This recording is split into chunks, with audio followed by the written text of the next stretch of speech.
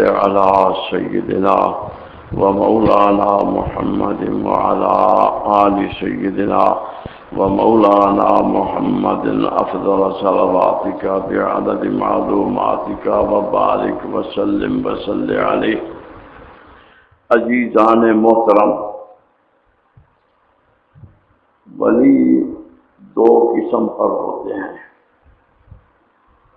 ایک ولی وہ ہوتے ہیں جن کو نہ اپنی ولایت کا پتہ ہوتا ہے نہ انہیں اپنا علم ہوتا ہے ظاہری۔ ایک ولی جہاں تک کہ کتب وقت ہوتے ہیں انہیں پتہ بھی نہیں ہوتا کہ میں کتب ہوں بھی یا نہیں، حالانکہ روحانی کام سارے وہ کر رہا ہوتا ہے، اس کو خود پتہ نہیں ہوتا میں کتب ہوں کہ نہیں۔ بازین اس پر ایک واقعہ یاد آیا۔ کلکتہ کے قریب ایک ولی تھے، بہت بڑے ولی تھے۔ 10 بیگھے ان کی زمین تھی، جس کی کمائی وہ لیتے اور خرچ کرتے اللہ کے راستے میں بھی اور خود بھی کرتے۔ اتفاقی طور پر استعمال اراضی کی صورت میں ان کے نام زمین نہ رہی۔ اس حاکم کے پاس گئے، منتیں زاریاں عارضیاں کی، اس نے کوئی بات نہ مانی، زمین منسوخ کر دی۔ انہوں نے بد دعا کی، اس کا سر بھی گیا۔ اب دوسرا اس کی جگہ آ گیا۔ جب دوسرا حاکم آیا اس کے سامنے گئے، باتیں جیتے کی، اس نے بھی کوئی بات نہ سنی، ان کے حق میں بھی بد دعا کر کے وہ بھی فارغ۔ تیسرا آ گیا حاکم، اس کے سامنے گئے، باتیں ساری سمجھائیں، میری تھی، یہ تھی، میری جی گزران ہے، یہ حالات ہے۔ بالآخر جب وہ بھی تھا اس نے بھی انکار سری کر دیا، بد دعا کی، اس کا سر بھی گیا۔ اب چوتھا آدمی جو آیا وہ اہل علم بھی تھا اور ولی بھی تھا۔ اس نے آ کر حالات سے خبر لی تو پتہ چلا کہ وہ ولی ہے لیکن عالم نہیں ہے۔ سمجھائی؟ فوراً اسی کے پاس پہنچ گیا کہ حضرت آپ کی زمین منسوخ ہے، میں آپ کی طرف سے کوشش کروں گا، آپ کی یعنی وہ درخواست دے کر میں چند دنوں میں زمین آپ کے نام کرا دوں گا، خاطر جمع رکھیے۔ پورا اس کو مطمئن کر دیا۔ چند دن محنت کرنے کے بعد اور معافی نامہ لکھ کے دیا، سب کچھ ہوا، زمین ان کے نام کرا کے کاغذ ان کے پاس لے آیا، کہا یہ حضرت آپ کی زمین اور یہ آپ کے کاغذ، خوش ہیں آپ؟ ہاں میں بڑا خوش۔ اب فرمایا اب سمجھو، وہ عالم بھی تھا ولی بھی تھا، وہ فرمانے لگے بات یہ ہے کہ اللہ کے اگرچہ دنیا کے قانون میں آپ مجرم نہیں ہیں لیکن اللہ تو علم غیب جانتے ہیں نا، وہ تو باخبر ہیں۔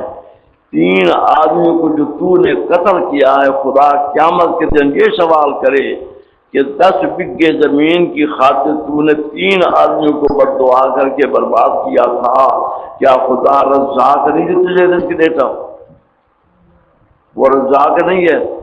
جب تیری اتنی توقع خدا پر نہیں تھی، بنا تو ولی اور توقع خدا پر اتنی نہیں، 10 بیگھوں پر تیری کی بات لگی ہوئی ہے، بالآخر اتنے آدمی تو نے مارے، قیامت کے دن تو کیا جواب دے گا؟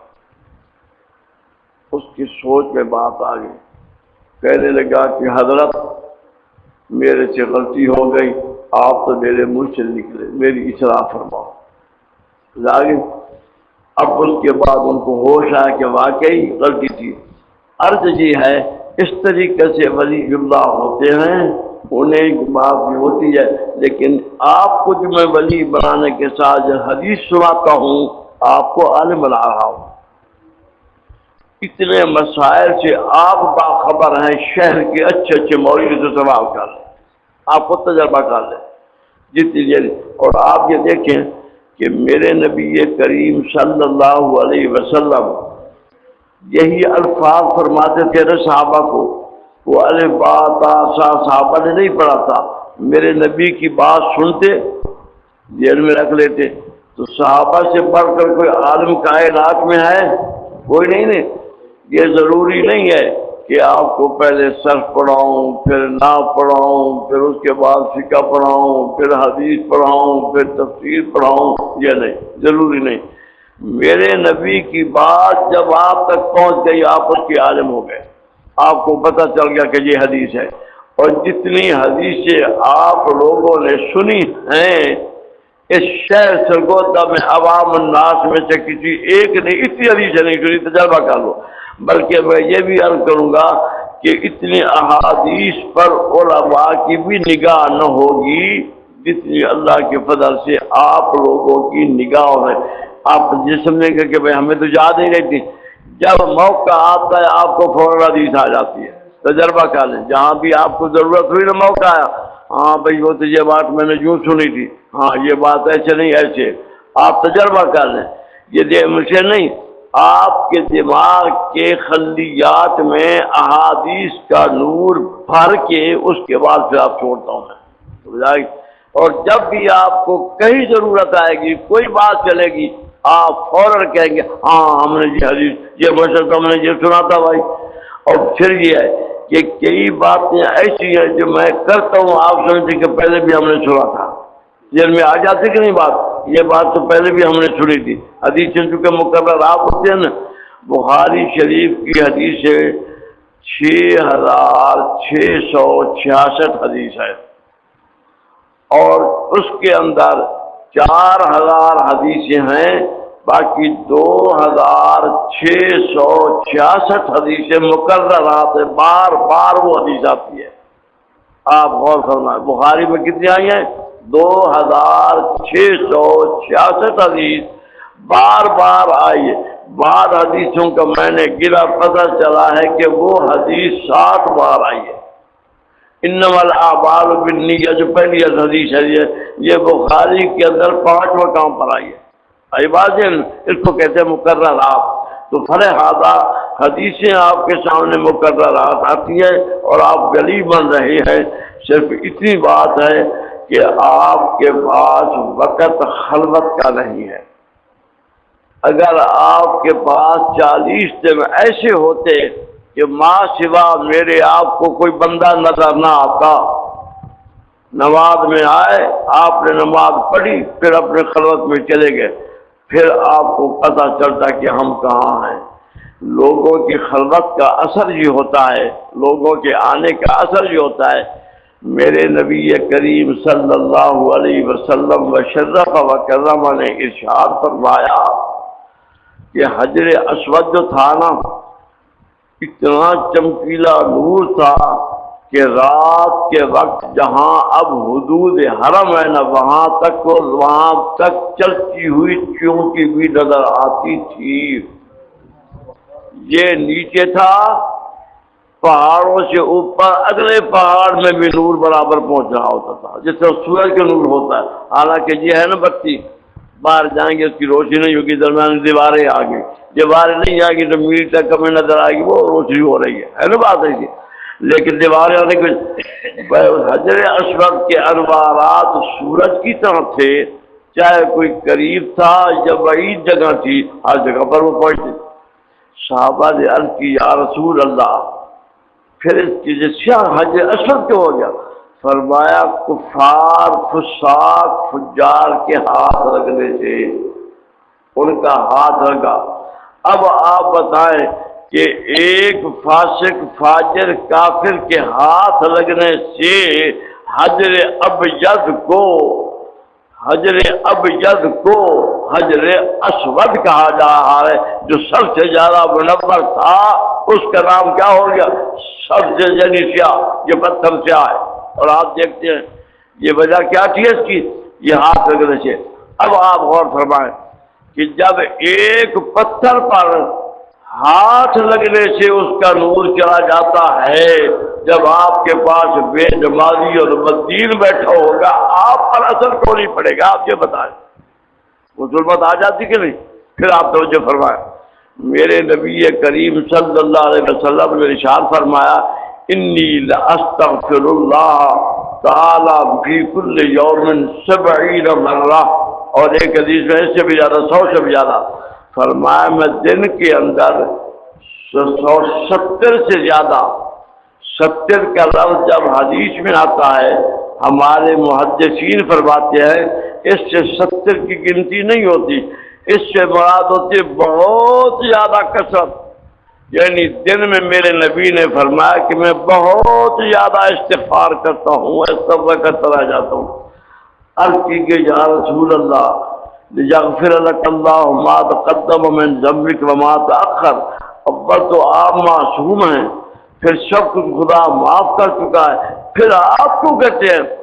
فرمایا میرے پاس جب کفار آتے ہیں اور اس قسم کے منافق اور فساق فجار اس قسم کے لوگ آتے ہیں، ان کی ظلمت کا اثر پڑتا ہے، میں استغفار کرتا ہوں۔ جب پیغمبر کے قلب پر اثر پڑ سکتا ہے تو آپ اور میں کون ہیں جن کے قلوب متاثر ہوں؟ میری بات سمجھا نہیں آپ نے؟ تو اس واسطے میرے عزیزوں آپ کا معاملہ بڑا صحیح جا رہا ہے بحمد اللہ تعالی، اور آپ کو یہ پتہ ہے جو بنانے والا ہوتا ہے نا اس کو زیادہ خبر ہوتی ہے۔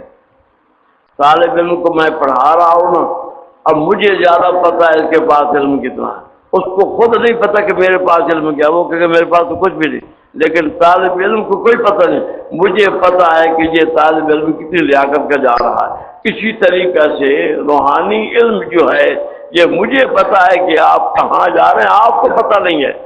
اور پھر یہ ہے ولایت جو ایسی نعمت ہے جو خدا نے فرمائے، بزرگ فرماتے ہیں کہ ولایت کے اندر کرامت کا اظہار ہو جائے ولایت میں کمی آ جاتی ہے، ولایت میں کمی آ جاتی ہے۔ کیوں کہ اگر اس ولی کا دل خوش ہوا کہ میرے سے یہ کرامت ہوئی تو ولایت کے سلب ہونے کا بھی خطرہ ہوتا ہے۔ اس کی وجہ کیا کہ فقیر کا کام ہے اپنے آپ کو مٹانا، میں کچھ بھی نہیں ہوں، اور اس میں جو کہ میں کچھ ہوں۔ پھر یہ ہے میرے پاس کتاب موجود ہے لطائف المنن، اس کے اندر یہ لکھا ہے حضرت مولانا عبد الوہاب شعرانی رحمۃ اللہ علیہ نے کہ حضرت شیخ عبد القادر جیلانی رحمہ اللہ تعالی ورضی اللہ عنہ اتنی شان والے بزرگ ہیں جس کی کوئی انتہا نہیں، لیکن ان کے ساتھ ایک ان سے بھی افضل تھا، ایک ان سے بھی، لطائف المنن منگوا لوں، دونوں جلد لیتے آنا، ایک ان میں بھی افضل تھا۔ جب ان میں ایک افضل کیوں تھا ان سے افضل؟ فرمایا اس واسطے کہ ان کی کرامات کا ظہور ہوا اور ان کی کرامات بند ہو گئی، اس واسطے وہ افضل ہو گئے۔ تو کرامات کا اظہار زیادہ بھی یہ ولی کے لیے مفید نہیں ہوتا کہ ہر جگہ پر اپنی کرامتیں دکھلاتا رہے، نعوذ باللہ من ذالک، ولی تو اس چیز کو جانتے نہیں ہے۔